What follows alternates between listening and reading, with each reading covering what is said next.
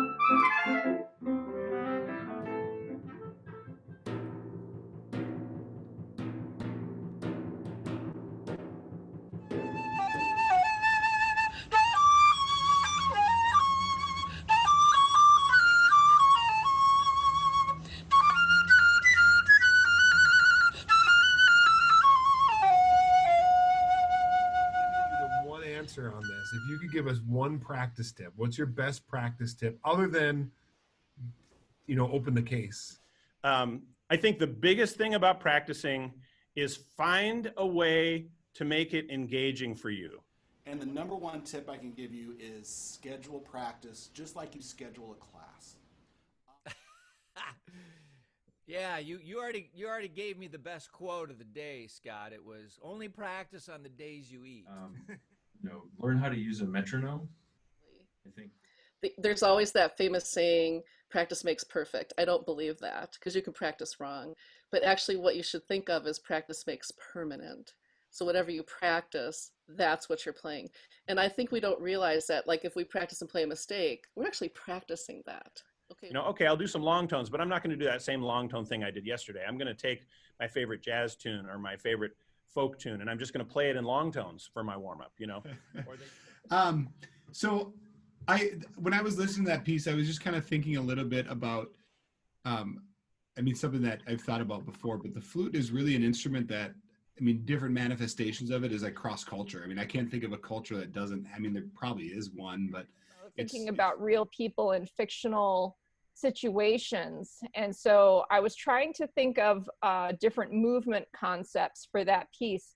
And this is one of the movement concepts that I came up with, was Mary Shelley Meets Frankenstein. And I ultimately didn't end up using it for Steampunk Suite because the era wasn't quite right. This is a little bit too early 1800s. For me, seriously, if what keeps me focused is my routine.